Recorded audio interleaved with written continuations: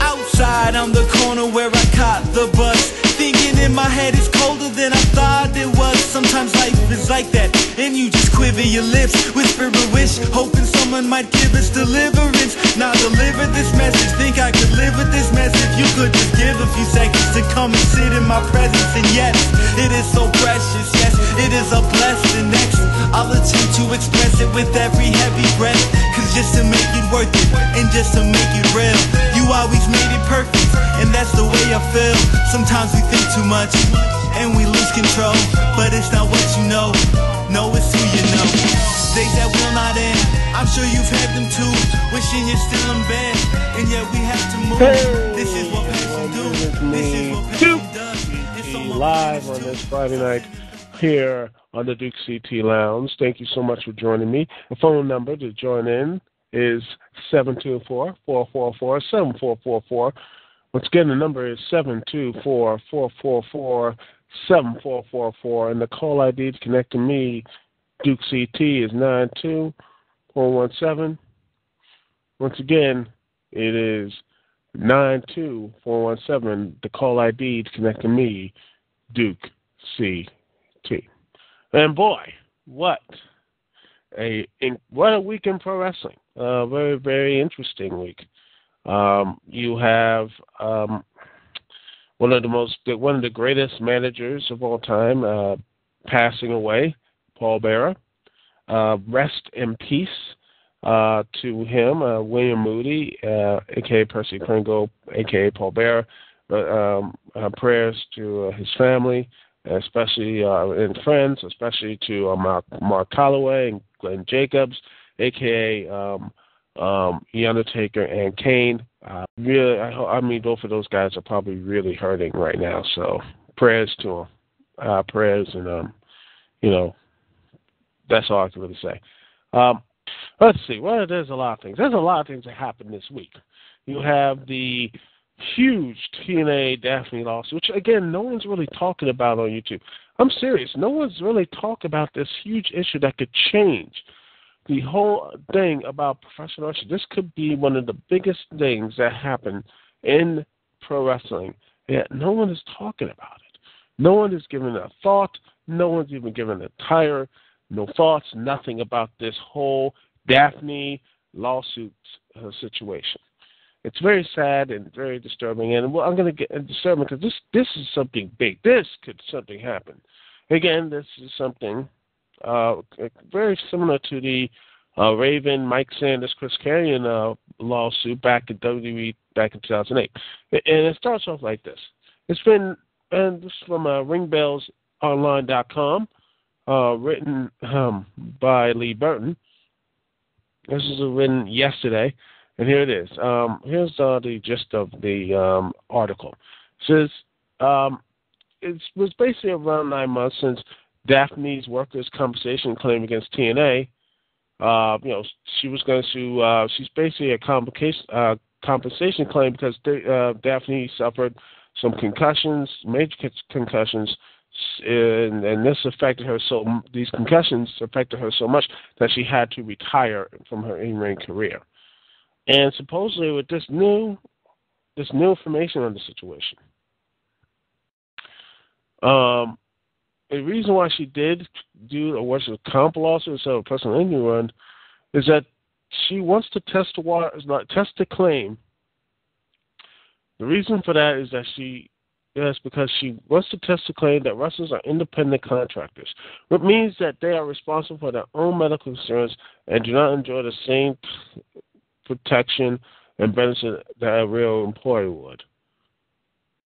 And like I said, this was basically a same lawsuit that Raven, Mike Sanders, and Chris Karrion filed a lawsuit against WWE back in 2008. It was dismissed, and the reason why it was dismissed was because their claims were back from statute of limitations. A crazy type thing. Crazy. But now, supposedly, TNA has mediated with this is going to be Daphne, a.k.a. Sandra Spirelli. TNA is supposedly meeting with her today. The article was written on Thursday. They said they are meeting today, and if a settlement is not reached, the case will go to court. Then it'll be up to a judge to see if wrestlers under contract booked to appear at places on certain days or certain dates be told to execute a planned outcome and not have the freedom to accept booking elsewhere are truly independent contractors, or they should be classified as employees, rather than just looking to satisfy some medical bills, which have left out of pocket. Spirelli's case could create a legal judgment, which means all wrestlers in places like WWE and TNA could legally become staff. And this is something that has been touched upon. And to me, a lot of people will say this is a good thing. I'm in that camp. I think this is a good thing. It's time for pro wrestling to get out of the old 18th century mindset. It is, and in fact, it can't afford to do so as well. The deaths are piling up. I mean, when the average age of wrestlers that are dying at age 50 in North America, here in the United States, it's near norm. I mean, right now, supposedly, Psycho Sid, Sid Vicious, is in the hospital because of for some heart problems. It's something that Sid Uday was hospitalized not once but twice this past week due to heart issues. This is something that we have to really look at, an industry that has these numerous bookings and numerous things like that.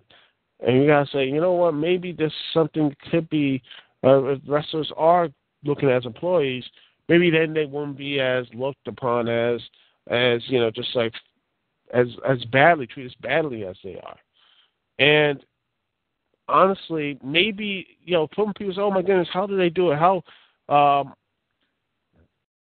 the WWE and the TNA and everything else survive? Well, I think the best thing they could do, I think maybe this, like what they did, what the NFL, NBA, NHL, or any of these guys organized sports have, is probably to have, well, honestly, and maybe some off days, maybe like a off season. To basically say, okay, not only will we're going to have an off season. This might force their hand to actually have an off season to rest those guys up and make sure that, hey, these guys are going to have to be taken care of. And so it's like, okay, we can't afford to take these and the injuries and such and what have you. We're just going to have regular matches and such, and you guys will be protected, what have you, and you won't have to do all and probably cut back on the gimmick matches too, which again, I just can't stand the gimmick matches. I'm tired of them. I'm just, there's been less gimmick matches going on for a while, but gimmick matches just really just turn me off, and hopefully there's less is more approach to it. But there's a lot of things that could really happen. Some other things, and some other solutions could happen, and then what have you. There's some other situations that this thing could really there's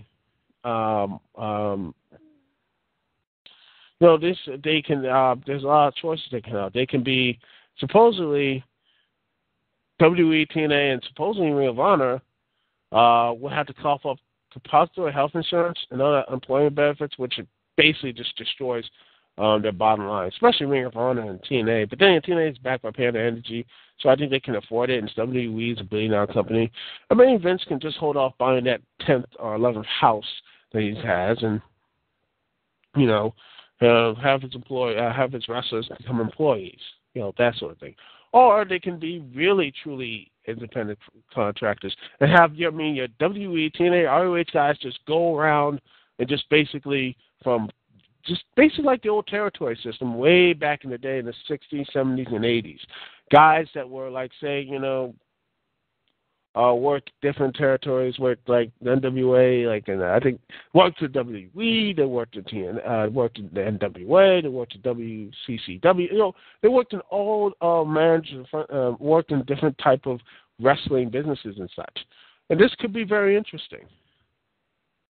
You know, you see all these other, like, you know, if you're someone like, say, Kofi Kingston can have new life in Ring of Honor, or you can see how Mike Bennett will hold up in TNA, or see Sheamus or what have you, or go to TNA and or what have you. You see everything else. This could be a truly rejuvenating way of the business because, hey, you know what? If you can have other guys coming in and to like a rotated door of guys, and it will freshen up.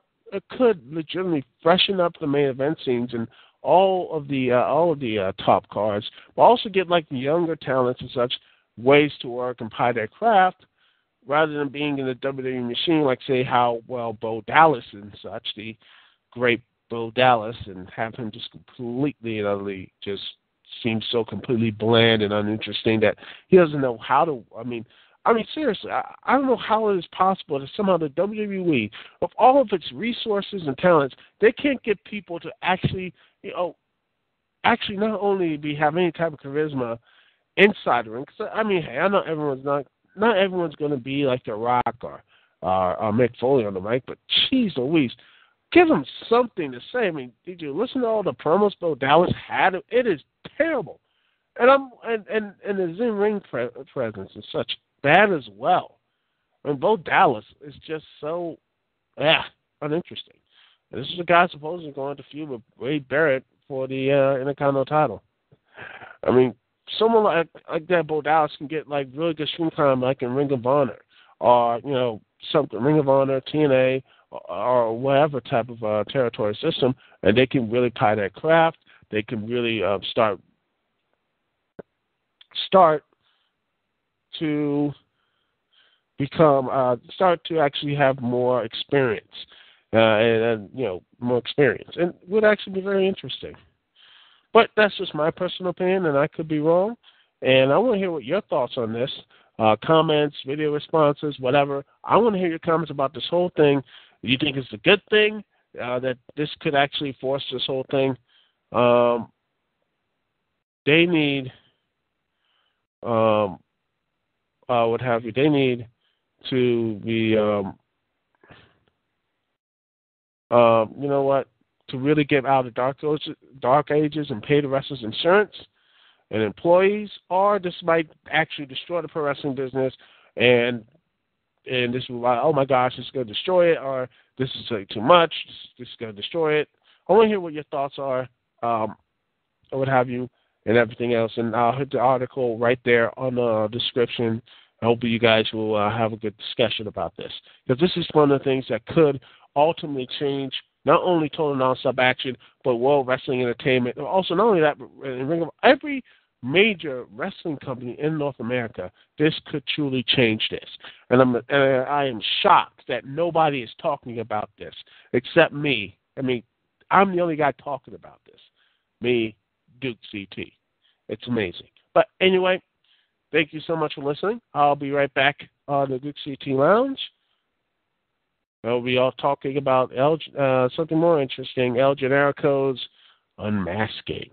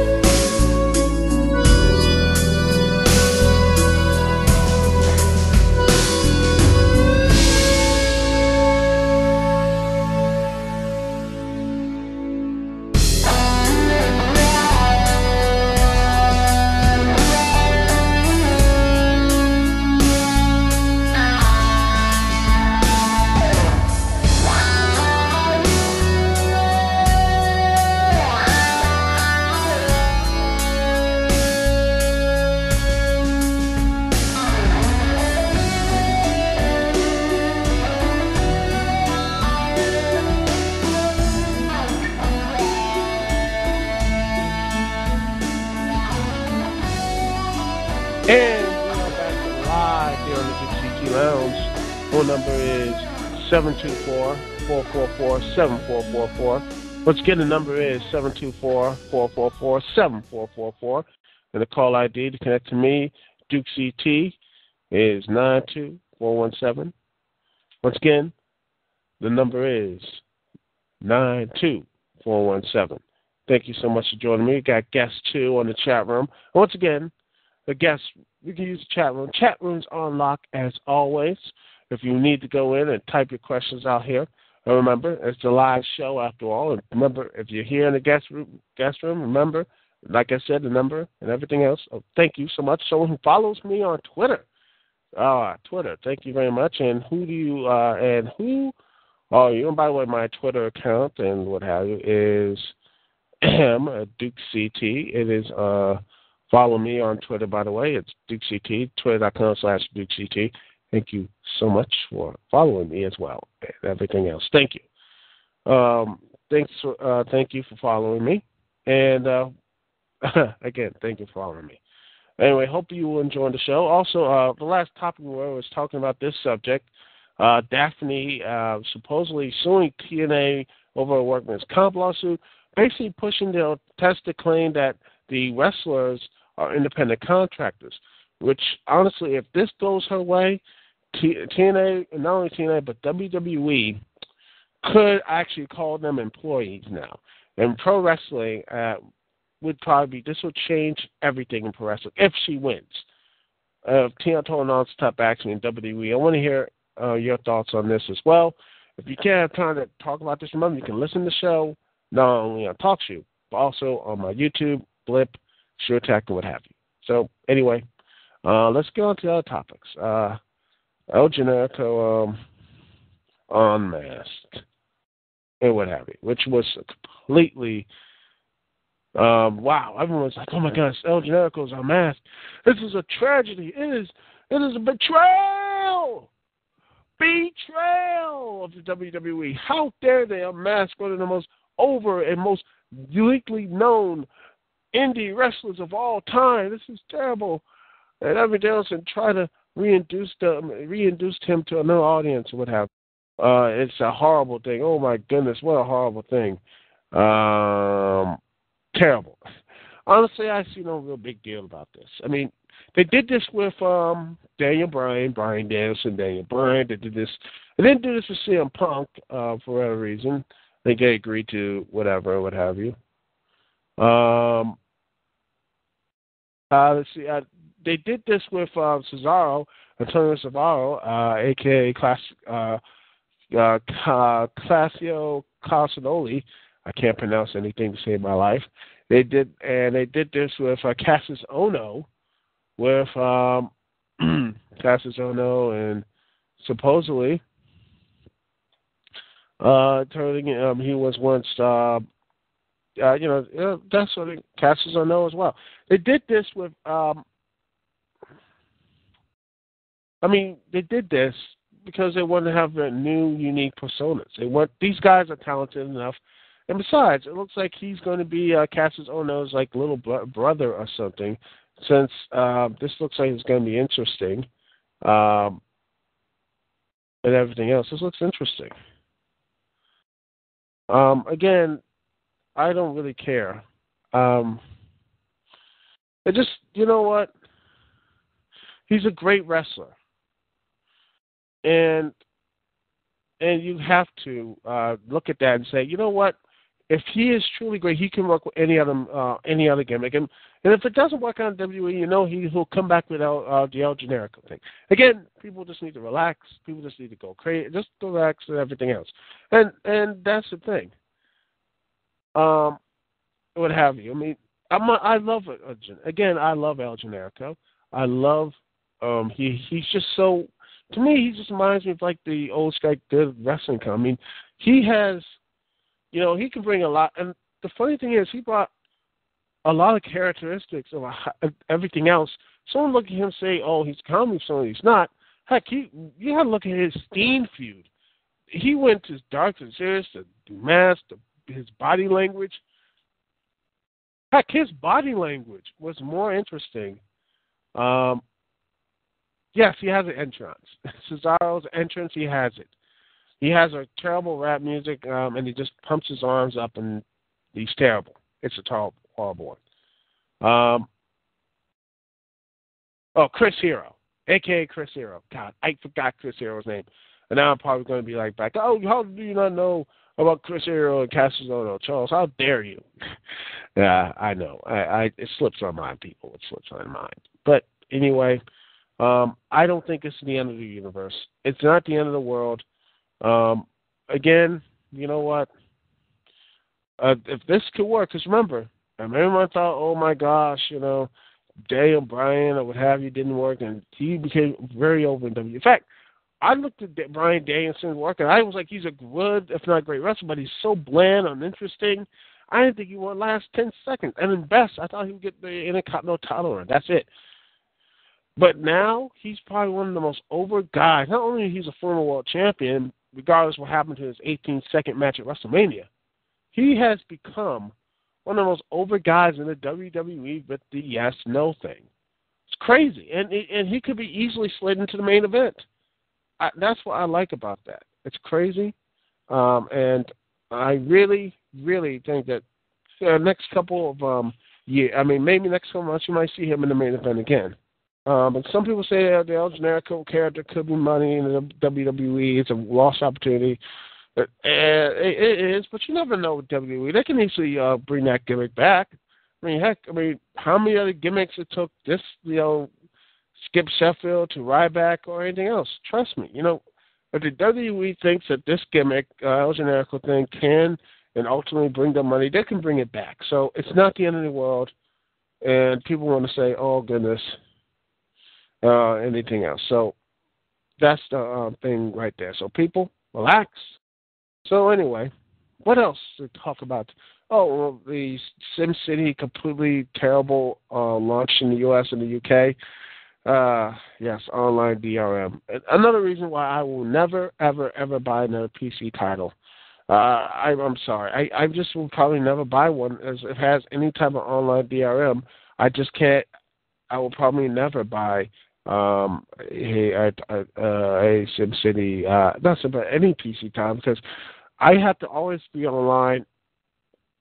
Just supposedly I'm pirated and such. I would not be surprised if a lot of people just turn away and such. There's a reason why I just completely and utterly just say, you know what, I'm not going to buy your product anymore. It's stuff like this that will probably, reason why it's going to kill the video. It's going to basically make the video games business go into a complete backslide and such, or at least PC gaming. Unless they just really stop doing this type of stuff. Wow, it's very interesting. Anyway, I'm going to take a small little break here. We'll be right back, and after this, I will be talking about the Aces and Eights newest leader and newest reveal, actually. And honestly, I get my full 100% opinions about this and WrestleMania and TNA Lockdown. I haven't even talked about TNA Lockdown yet. God, because I'm just so apathetic to that at all. I'm not even going to do a preview to it. I don't know, maybe I'll do a video preview, but I don't know. But anyway, we'll be right back here on the Dukect Lounge. Thank you so much, guests too, what have you. Thank you so much for listening. We'll be right back here on the Dukect Lounge.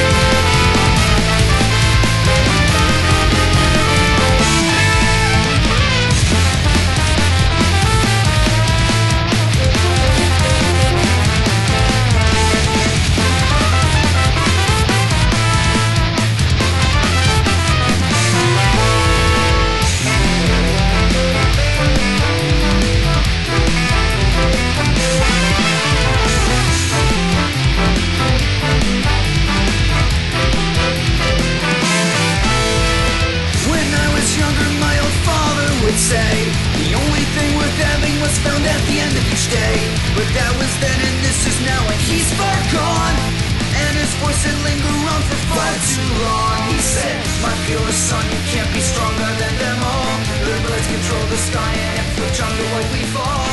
And you need an alibi just to pass by in this life, cause your shield can't protect you from death sight. When he lived to find himself, I left his spirit and body and soul. As we are back live here at the Dukect Lounge, phone number once again is 724-444-7444. Once again, the number is 724-444-7444. Call ID to connect to me. Dukect is 92417. Once again, the call ID is 92417. Boy, what a very interesting week on TNA Impact Wrestling. We had the reveal of another ACH member. An ACH member that would shake TNA in its core. A man that Kurt Angle would say, the man who revealed him, that would destroy not only Impact Wrestling, but TNA itself. It will reveal, it would just destroy the whole world of Impact Wrestling. And that member was D'Lo Brown. Road agent D'Lo Brown. Bravo, TNA. Bravo. It seems like you're trying to get to Google not once, but twice in 1 year. With the Clarelink saga for one, and the other is this storyline. The Aces and Eights, all are, as I like to call them, jobbers are us.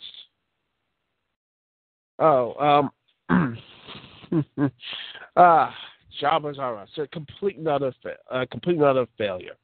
I have never seen a complete look this pathetic since, honestly, Serotonin. TNA right back in the day. Also, guess who's saying you went to MagFest? Are you going to PAX? Nope. I'm not going to PAX or PAX East because I don't have any money. No money, no cash to go to PAX. I would love to go to PAX. I would love to, what have you. I would love to, but again, I'm broke. I have no money to go to PAX. But I will scrape enough money to go to see New York Comic Con 2013. I will be going to that, and I will be going to MagFest again. Yeah. I wish I can go to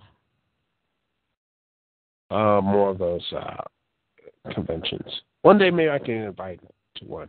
I don't know, but anyway, it's just terrible. I mean, this storyline is just terrible. This is one of the most pathetic storylines. Not pathetic, but just a pathetic group. This is one of the most pathetic groups. I mean, the most underwhelming heel team in history. I mean, you look at the roster. They have, ladies and gentlemen, on that roster of Aces and Eights. Let's look at them. Look at it. You have Devon. You have Devon, Mr. Anderson. You have you have Garrett Bischoff and Wes Briscoe. Bischoff, Wes Briscoe, just Taz, for whatever reason, Taz. Oh, Lord, Taz. It is terrible commentary. Mike Knox and Luke Gallows, Doc. Which, honestly, I like Knox and Luke Gallows. Hopefully, after this whole Aces and Eights thing is over, they go back to OVW for a while and just become a badass tag team. That's what it is. Oh, I got another guest here. Guest 3. What's up? Oh, Matt Hardy and Jeff Hardy are members. No. Matt Hardy? No. God, I don't know if you want to have Matt, faking his suicide over YouTube, Hardy in the Aces and Eights. And Jeff Jarrett, no. What's up? Oh, what's up, Guest 3? How you doing? I don't know who you are, Guest 3, whatever. But yes, I did see Yoshi Tatsu and Mark Henry. Yeah, that was a joke. Again, Yoshi Tatsu could be interesting, but no one seems to push him. I don't know why. And Mark Henry, and get ready for, I wonder. And maybe, again, I made a video on YouTube. and saying how apathetic I am to WrestleMania. And this is the reason why I am apathetic. You have the Shield, the Shield, which is probably one of the most interesting. Heck, they're booked so much better than Aces and Eights. It is not even fun. It is night and day compared to them. And they're going to be facing supposedly Randy Orton, Sheamus, and Big Show. And meanwhile, Sheamus, who basically was going after the streak with The Undertaker, who now is going to be going after Wade Barrett in his movie. And since the Dead Man Down is, well, a bomb, it's really sad. It's everything else. Oh, did I miss a WWE session? No. No, you didn't. You did not miss a WWE session. The first discussion you missed was the TNA Daphne lawsuit. Oh, gosh, no, please. No. Wade Barrett, again, gas shows, what have you. The new Intercontinental title, it's not the Cruiserweight belt. No. It's basically if you want to be honest, it's a U.S. champ. No. Maybe, honestly, European TV title. I don't know what type of classification it is. It's just so low and forgotten. I'd rather have Hornswoggle on the belt. Yeah, it's so pathetic. Oh, yes, guest here. And remember, if you all want to call in, remember, the number to call in, it is right here on the chat room, right here if you all want to call in to talk a little wrestling, what have you. And honestly, the new WWE belt design, by the way, a lot of people want to ask me that. I do not like it. I have no idea. I just hate the fact that this whole Shield business, the question is right here, people, is 4-on-3. Shield, Big Show, Sheamus, Shield, what have you. Jericho, I don't know. Heck, I think it's going to be Jericho, Big Show, and Orton, because Sheamus is going to probably be doing something with Wade Barrett. I just don't know anymore with this whole Sheamus thing. And by the way, where in the world is the Shield? Where in the world is Ryback in the Shield? Did they just drop it? After he lost again, Ryback said, screw it, I can't beat these guys anyway. Let me go fight Mark Henry. Huh? I don't know. And thank you, guys, too, for not liking the WWE belt design. It's terrible. It looks like a giant class ring. I don't know either, guest too. I have no idea why the Ryback and Mark Henry feud is happening. I have no idea why a lot of the stuff at WrestleMania is going to happen. There's just nothing really interesting. Again, it is out of nowhere. I mean, I would have minded. To me, Mark Henry, in my personal opinion, should be feuding against Del Rio for the world title. I think that would have been a lot better.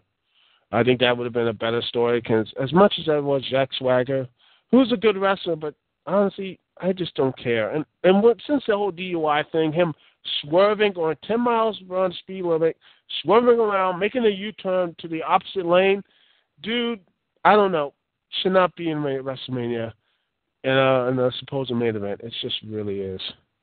Oh gosh, I heard that too, Guestery. Ryback get a big win over Monster Hill, Mark Henry. Personally, I don't really care for Ryback at this point. They should have gotten a title for CM Punk. If not that, why not have Ryback fight CM Punk at WrestleMania? How about that? Ryback versus CM Punk in like a no disqualification match. Because Ryback needs to face CM Punk. At least an ending to that feud, at least. And everything else. And Jack Swagger. I like Jack Swagger. Again, I do. I got a signed picture of him on his wall. But to me, it's just, I don't know. I think he should not be wrestled. I think he should not be pushed so far. You know, well, here's another question. Yeah, here. Guest 3 says, why build up Ryback just to lose to Cena the next month? Next month he goes heel. Well, the reason why? Because he's John Cena. I mean, John Cena needs another guy to make him look good. John Cena needs he needs to have an underdog type of stable. You know, he needs to go overcome the odds, even though he is no longer the guy who overcomes the odds. It's stupid, and besides, I don't want to cheer for him anymore. I'm bored. I'm bland. He is bland to me. I can't take this anymore. I can't take this horrible. Right? I can't take it anymore. It just really is one of the just blandest. And I like John Cena, and he could do great matches and great promos, but he's just so. I'm tired of him in the main event. He's just never been changed. And people want to bash the AJ Styles, whatever's going into him. I think it's one of the most important things. I really like the AJ Styles, what TNA's doing AJ Styles. They're giving him some character development. Some character development, which is rare in pro wrestling. We're actually seeing some character development. And John Cena needed some character development after the loss to The Rock. They were about to give him some, but there's nothing. Nothing. Ugh. Every time they try to get him on character development, they just say, they just come close, and they get scared. They go close, they come scared. Well, I don't get why. That means, God forbid, he might become something interesting? God forbid you want John Cena to become interesting. Well. Guest 2 does not like the new Swagger or Zeb. I think the idea is a good one. I think it's a good idea, but here's the problem, people. I think the reason why, one, is the DUI that happened, but two, is pushed too fast. If Zack Swagger came out like 2 or 3 months, came out like 2 or 3 months earlier and did this type of stuff and stopped building up victories, then I would believe him. But now, just this guy comes out of nowhere and just says the real Americans and such. I'm an American, a real American. And to me, this should have been him at SummerSlam.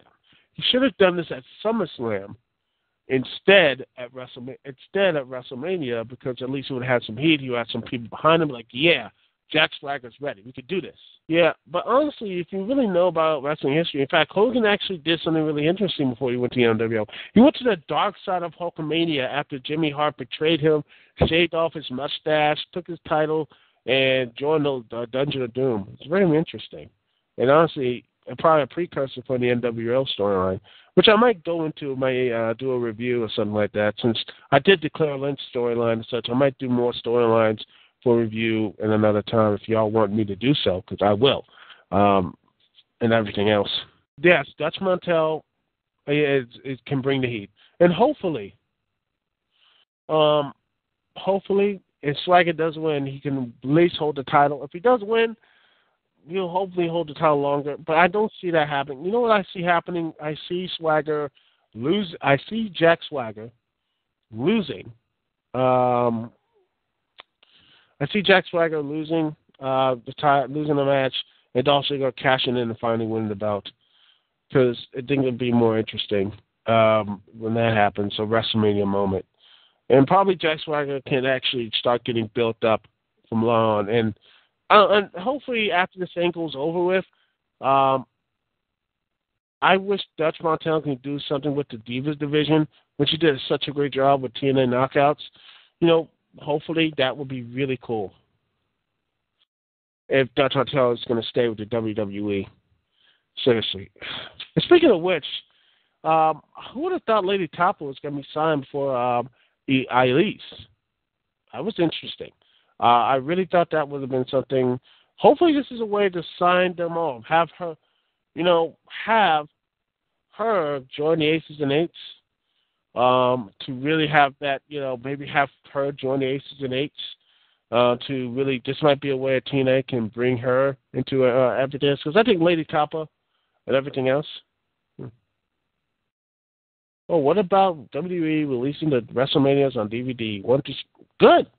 There's a lot of people who want to watch them. A lot of people who want to watch WrestleMania DVDs and everything else. I would think that would be re-releasing.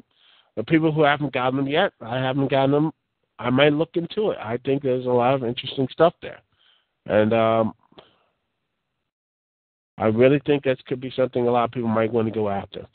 Oh, man.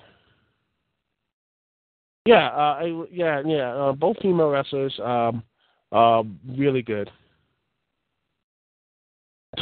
Yes, WCW rocked until they tried to rehash the NWO, and then they went to a very weird phase that Vince Russo was in charge. They had Judy Bagwell on pole matches. They had very weird stuff, people. They had very odd and weird stuff. So that's what WCW was. It was a crazy time. Oh, man, it was a very weird and crazy time. But I know. I miss WCW, too. Every day I miss it. And honestly, some days, though, TNA does remind me that WCW style, especially when they go to the UK in that stadium feel. It just reminds me of that old WCW feeling. And then Taz opened his mouth, and I'm like, yep, there's TNA. I just can't stay. It just goes right back in. See, so it's just always, the hate always comes three circles. It just all comes back to Taz. Oh, I hate you. Yeah, that's true. And a lot more interesting, yeah, there's no, by the way, people, yeah, Ziggler is a joke because there's no mid-card. Dolph Ziggler is a joke because there's no mid-card guest too. There's nothing to really do anything. There's nothing. It's terrible. No mid-card, no anything else. And also, it's going to take a long time to actually start wins and not have their U.S. champion and Intercontinental champion lose on national TV multiple times to different people and not get their Intercontinental championships or what have you. Now, I mean, seriously, Ryback beat Dolph Ziggler.